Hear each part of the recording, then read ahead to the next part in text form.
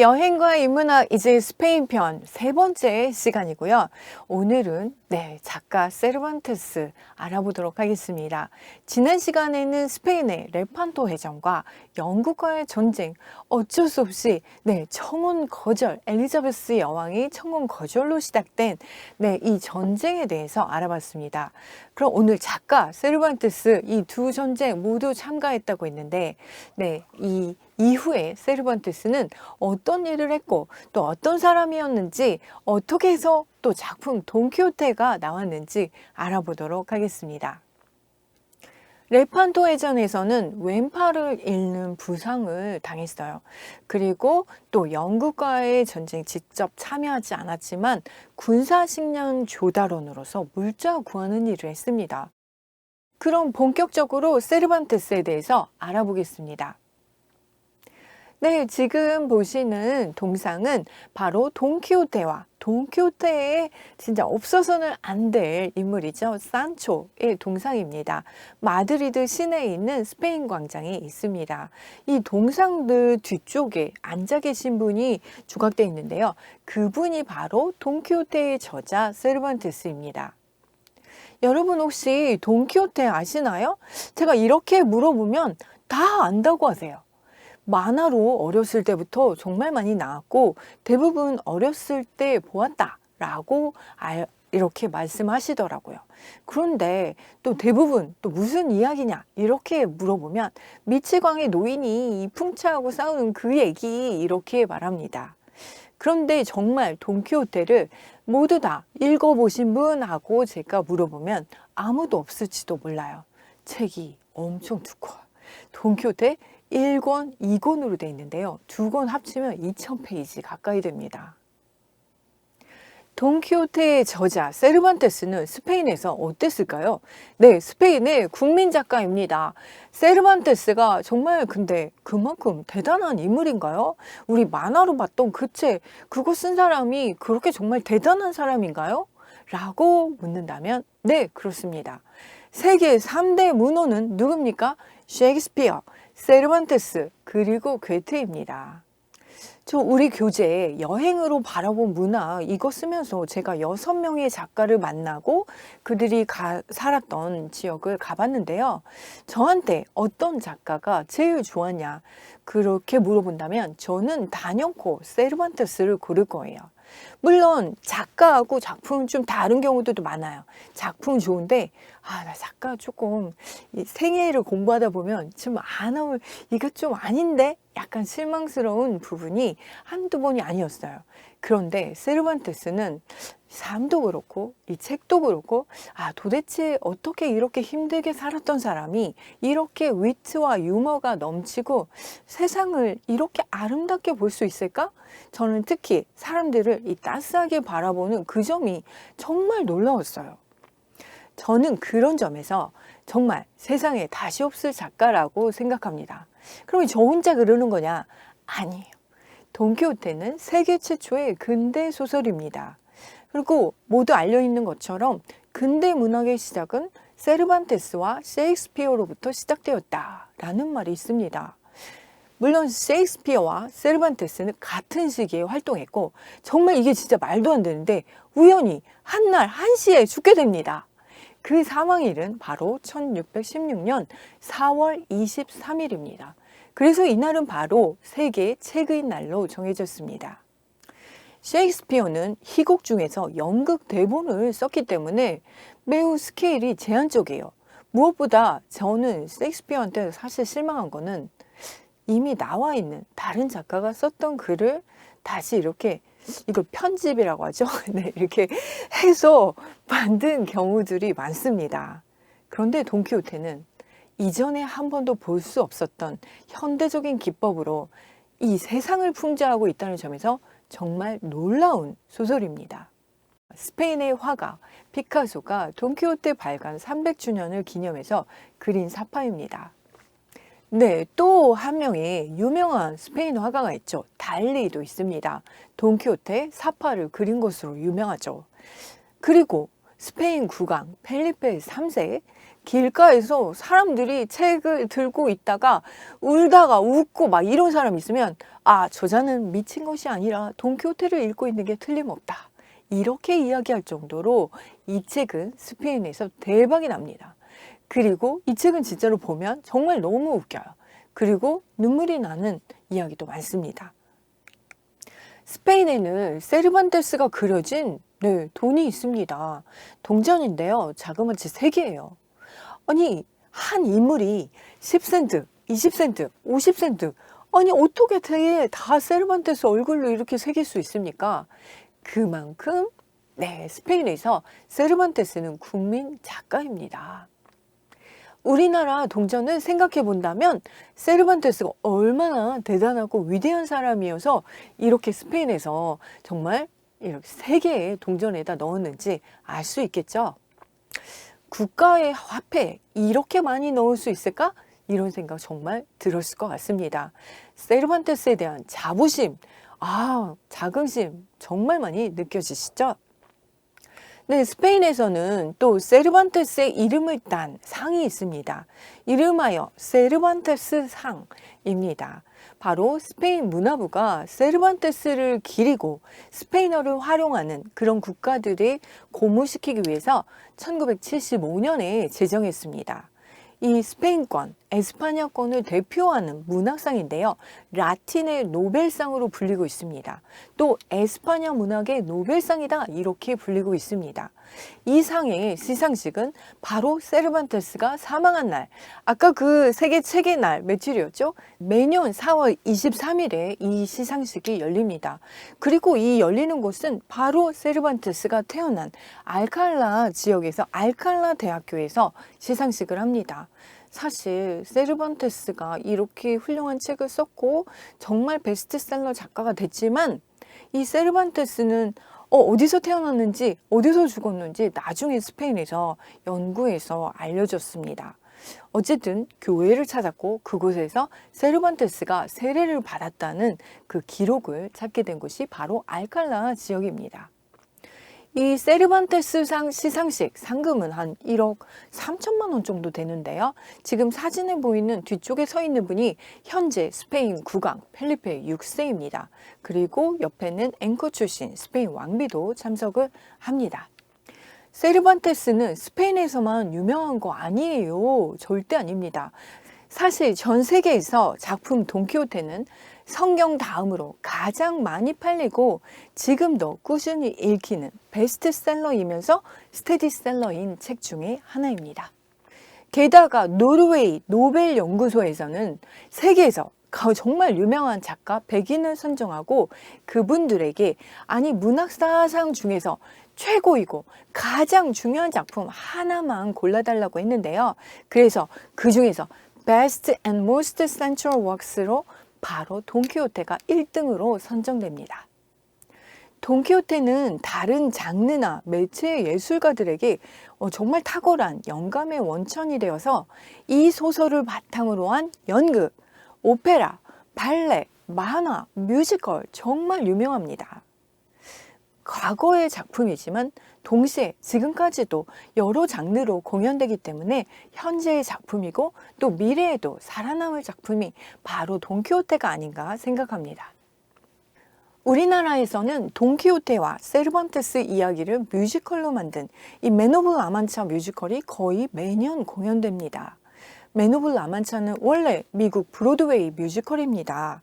연극과 뮤지컬 분야에서 주는 유명한 상이 있죠. 바로 토니상인데 여기서 최우수 작품상을 받은 작품이 바로 맨 오브 라만차입니다. 국내에서는 2005년부터 꾸준히 정식 공연을 했는데요. 정말 출연진들이 화려합니다. 유정환, 조승우, 홍광호, 황정민 등이 출연했고요. 이분들이 부른 주제가 바로 돈키호테의 주제가인 Impossible Dream은 지금도 정말 여러 가수의 애창곡이 되고 있습니다. 지금은 뮤지컬 배우로는 정말 탑인 조승우가 원래 이 브로드웨이에서 이 맨 오브 라만차를 보고 자신도 뮤지컬 배우로 이렇게 해봐야 되겠다 이런 꿈을 꾸게 됐다고 합니다. 지금 조승우 씨는 뮤지컬 대표 배우로 성공해서 정말 임파서블 드림이 아니라 꿈을 이룬 배우가 되었습니다. 정말 이 뮤지컬은 시간이 되시면 꼭 보셨으면 좋겠습니다. 강력 추천입니다. 이제 세르반테스가 어떤 인물인지 살펴볼게요. 사실 정말 세르반테스 인생은 한 편의 드라마예요. 사실 돈키호테보다 더 멀리 갔고 인생의 우여곡절이 장난 아닙니다. 세르반테스는 이 아까 스페인의 알칼라 지역에서 태어났다고 했는데요. 마드리드에서 한 30km 떨어진 시골 마을이에요. 앞에서도 말했지만 세르반테스 집안이 개종한 유대인 집안입니다. 할아버지가 종교재판소의 변호사였고요. 이게 좀 높은 그런 관직이나 이런 것들은 아니었어요. 관직에서 쫓겨난 유대인들이 주로 하는 일이 변호사였어요. 근데 종교재판소는 매우 엄격하기 때문에 이거를 3대 혈통을 조사해서 관직에 임용했다고 합니다. 아버지 로드리고도 의사였지만 역시 당시 의사, 변호사, 서민의 직업이었고요.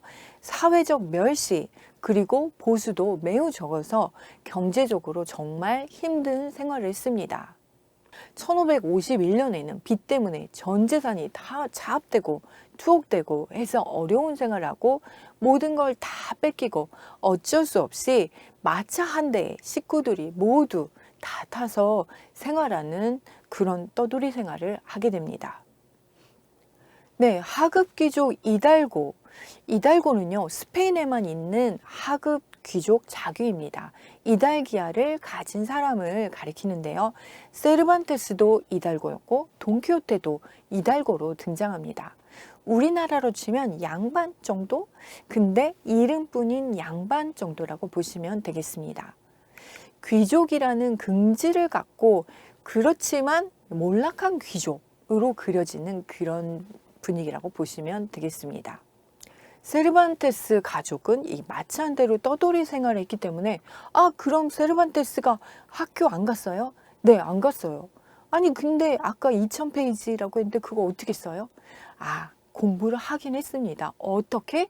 네, 이렇게 떠돌이 생활을 하면서 거기서 만나는 성직자나 지나가는 사람이나 이런 사람들을 붙잡고 물어물어 그를 깨우칩니다. 너무나 공부에 대한 열정이 너무 커서 누가 찢어서 종이 버린 거 있으면 그거 주워서 읽을 만큼 그렇게 배움에 대한 열정과 호기심이 넘쳤습니다. 이제 식구들이 떠돌이 생활을 마감하게 되는데요. 겨우 이제 그동안 모았던 돈으로 마드리드에 정착합니다.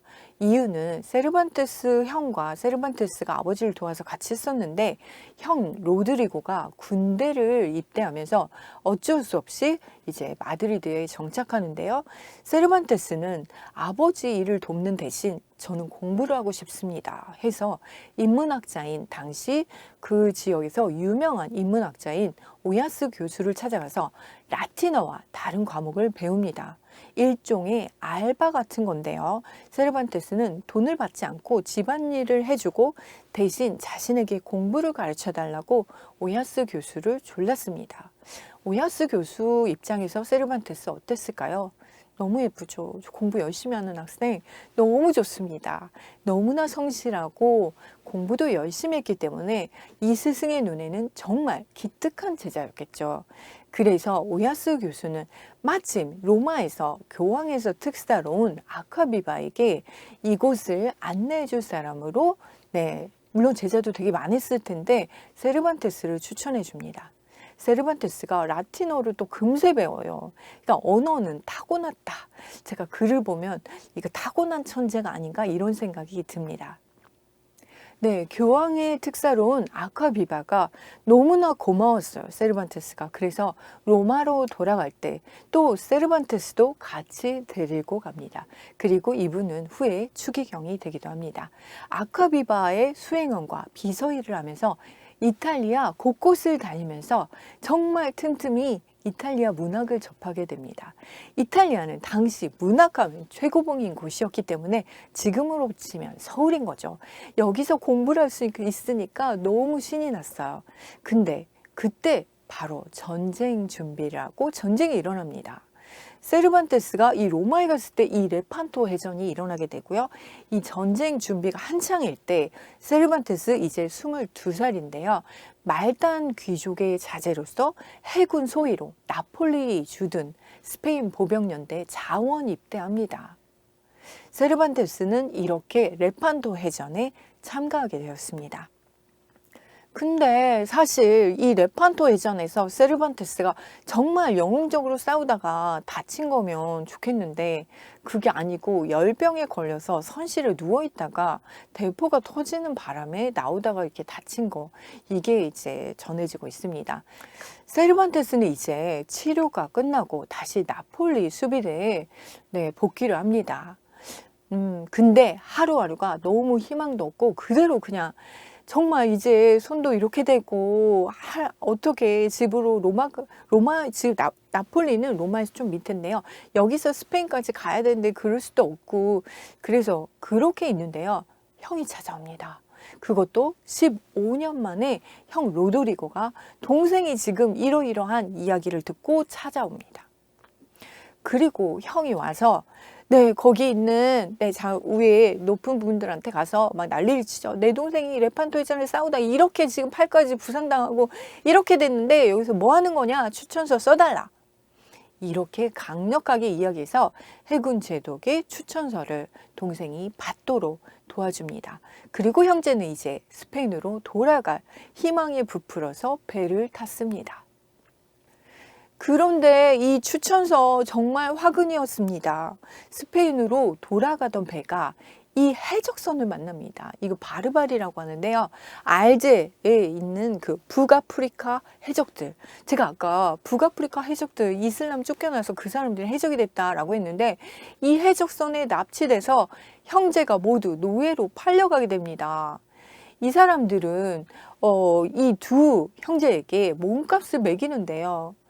아니 한 노예로 일하려면 몸이 멀쩡해야 되는데 지금 세르반테스 같은 경우 지금 다쳐가지고 이런 상황이기 때문에 아니 그러면 몸값은 거의 없어야 되는데 아니 세르반테스가 아까 뭘 가지고 있었죠? 해군 제독의 추천서를 가지고 있었어요.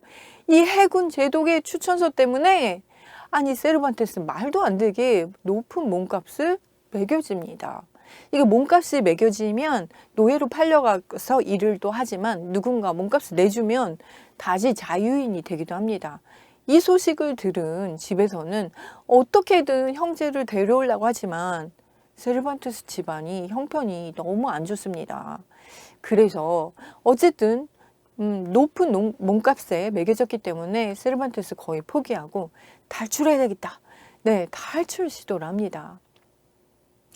근데 여기 탈출 시도하다가 잡히면 무조건 사형이에요.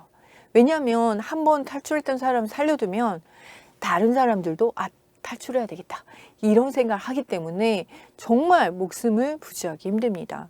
근데 세르반테스가 4번이나 탈출 시도를 합니다. 아니 한 번 탈출하면 죽는다면서. 근데 세르반테스가 한 일이 있습니다. 바로 언어적 재능이 정말 뛰어나죠. 그래서 바로 알제어를 배웁니다.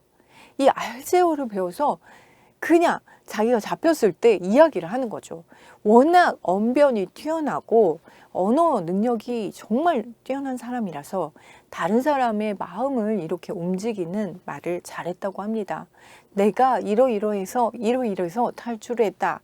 그래서 나 좀 살려달라. 이렇게 이야기하게 된 거죠. 세르반테스는 정말 타고난 재치와 언변, 이것이 정말 훌륭했던 것 같습니다. 그리고 진심을 통해서 사람의 마음을 움직이는 능력, 이런 것들이 타고났다고 저는 생각이 됩니다. 지금 지도를 보시면 세르반테스가 갔던 곳을 표시했습니다. 마지막에는 알지의 태수 하시안 바사의 눈에 들어서 세르반테스를 사갑니다. 왜? 아니 여기는 지금 해적들이 막 노예가 아니라 일반인들을 잡아다가 노예로 하는데요. 이게 말이 안 통해. 노예들을 잔뜩 잡아왔는데 누가 이걸 통역해 줄 사람이 없었는데요. 누가 있습니까? 세르반테스가 언어를 잘하니까 이 통역을 너무 잘한 거예요. 그래서 하시안파스의 눈에 들어서 세르반테스에게 대신 특별 대우를 해주고 되게 잘해줍니다. 네, 하산파사의 눈에 들어서 좀 편하게는 살았지만 몸값이 너무 높아졌고 그렇게 노예로 이렇게 묶여서 사는 것보다 자유롭게 고향으로 돌아가고 싶겠죠. 네, 높은 몸값 때문에 고향에 가기가 정말 어려웠습니다. 하시안파스는 정말 잘해줬어요. 정말 많은 노예들이 있었고 부자였고 그런 통역관 일을 시키면서 정말 편하게 살게 해줬습니다. 형은 스페인 가족들이 보내온 석방금으로 스페인으로 돌아갔어요. 이제 남은 건 세르반테스만 남았는데요. 가족들이 이제 형을 보내느라 이제 돈을 모아서 이렇게 했기 때문에 다시 돈을 모아서 이 엄청난 금액을 모으기는 정말 어려운 액수의 몸값이었습니다. 나중에 가족들의 노력 덕분에 이 기독교인들 삼위일체 교회라고 하는데요. 이 트리니티 처치에서 극적인 도움으로 석방금을 타협해서 결국 5년간의 노예 생활을 청산하고 드디어 자유의 몸이 돼서 스페인으로 돌아옵니다. 근데 지금까지만 살펴봐도 아니 너무 한 사람이 힘든 거 아니에요? 전쟁까지 갔다 오고 이탈리아까지 가서 오다가 북아프리카에 잡혀 있다가 다시 이제 여기 와서 이제 그러면 스페인으로 오면 와 이제 꽃방석만 있는 거 아니야? 아닙니다. 아직도 시련이 끝나지 않았습니다. 세르반테스 집안 고향집 어땠을까요? 이 형제의 석방금 때문에 가뜩이나 어려운 형편의 이 살림살이 하나도 없어. 남아있는 게 아무것도 없는 정말 가난한 삶이었습니다. 그래서 세르반테스도 조금이라도 내가 보탬이 될 수 있는 게 뭐가 있을까 해서 소설을 출간합니다. 근데 출간은 했지만 생계 유지도 어려웠죠. 그리고 또 당시에 이제 막 연극 산업이 시작됐어요. 셰익스피어는 영국에서 연극을 막 해서 셰익스피어는 굉장히 잘 살았어요. 그리고 나라에서 굉장히 많이 도와줬거든요. 근데 세르반테스는 나라에서 하나도 도와준 것도 없이 정말 생고생을 하면서 공부하고 이렇게 연극 이제 이 판에 뛰어듭니다. 희곡도 20편이나 쓰고 직접 배우로도 활동을 하고 감독 제의도 받아서 스페인 각지를 따라다니면서 배우들과 같이 생활했습니다. 또 여기서 여배우를 만나서 사랑에 빠지게 됐고 또 유부녀 아나 프랑카라고 하는데요. 이분과 관계를 가져서 딸을 얻기도 했습니다. 그리고 그 뒤에 정식 결혼, 다른 분하고 이제 정식 결혼도 하기도 했습니다. 근데 아무래도 지금까지 일자리가 제대로 된 직장이 없습니다. 몸도 성치 않아서 일자리 구하기도 어려웠고 그래서 세르반테스는 중남미로 파견시켜달라. 이게 꿈의 대륙이었거든요. 여기 가면 다 잘 살 수 있다. 열심히만 하면 된다. 이런 게 있었기 때문에 여러 번 청원했지만 거절을 당하고요. 일거리가 없어서 이 배고픔과 기다림의 시간을 보내야 했습니다. 그러다가 1587년부터 1600년까지 바로 스페인의 무적함대에 납품하는 이 군사 물자를 납품하는 조달원으로 취직하게 됩니다. 제대로 된 첫 직장이죠. 근데 전쟁이 패배하면서 정말 다시 어려움에 시달립니다. 근데 그때 너무 일을 잘했기 때문에 세금 징수원 일을 다시 맡게 됩니다. 비슷한 일이에요. 세금 징수원도 집집마다 다니면서 먹을 게 있거나 아니면 돈 될 만한 거 있으면 가져오는 거죠. 세금 징수원 일은 정말 만만치 않은 일입니다. 집집마다 지금 전쟁에서 지고 어려운 사람들이 정말 많은데 세금 징수원 오는 거 누가 좋아하겠습니까?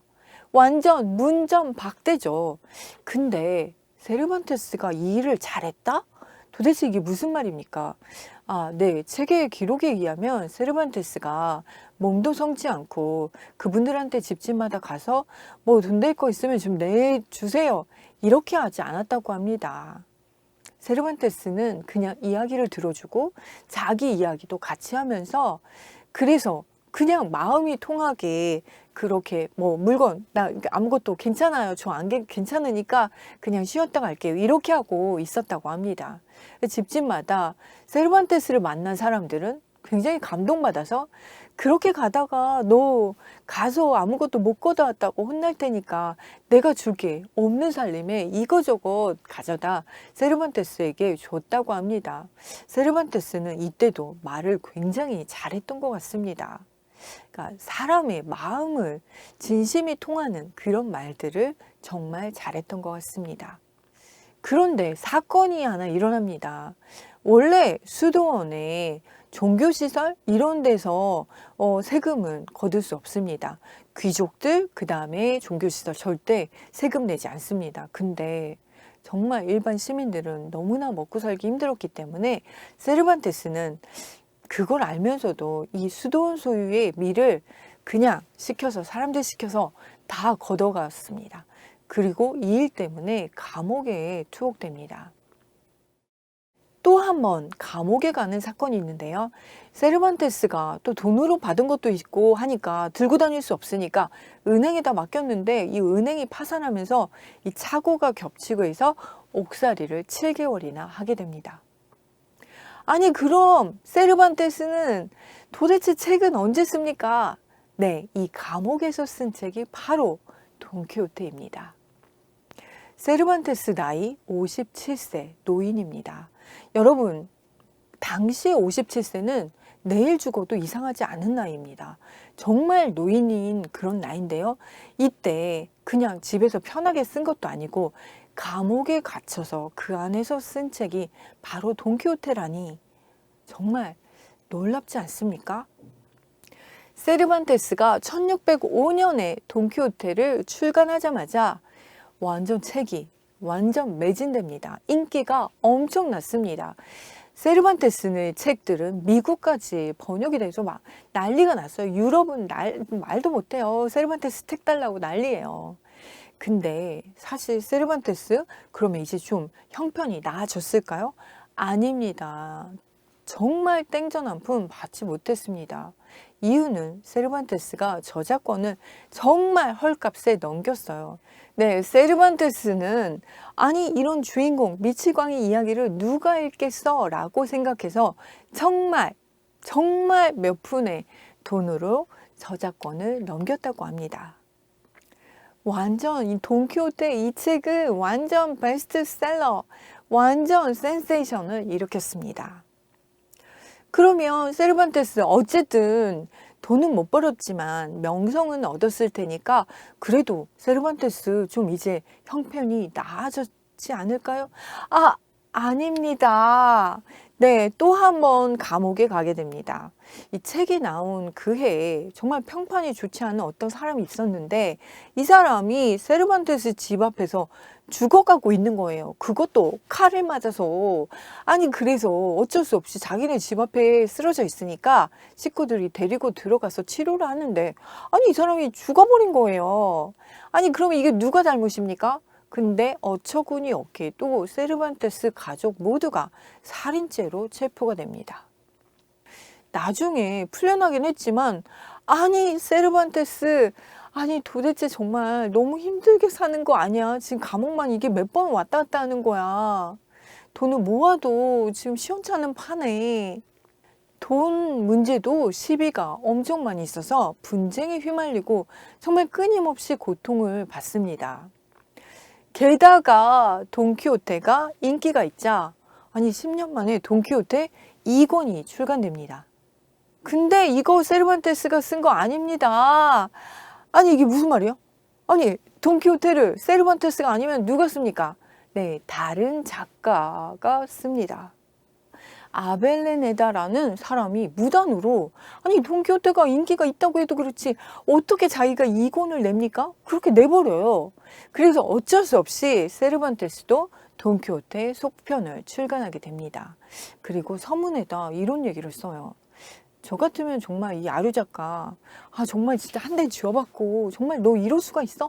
정말 기가 막히다 소송하겠어 이래야 될 텐데 세르반테스는 돈키호테 서문에 비난하지 말라 그 사람 비난하지 말고 용서해 주라 라고 밝혀서 나는 정말 세르반테스를 정말 다르게 본 것 중에 하나가 이 서문입니다. 세르반테스는 정말 온갖 고난, 험난, 아니 저는 돈키호테보다 더 고생했다고 생각이 들거든요. 그런데도 이 작품 속에 이 캐릭터들에 대한 그런 사랑과 또 아끼는 마음, 따뜻한 마음, 또 여유, 인품 이런 거 도대체 어디서 나오는 겁니까? 세르반테스는 돈키호테 속편 쓰고 나서 바로 당뇨와 광견병으로 바로 사망하게 됩니다.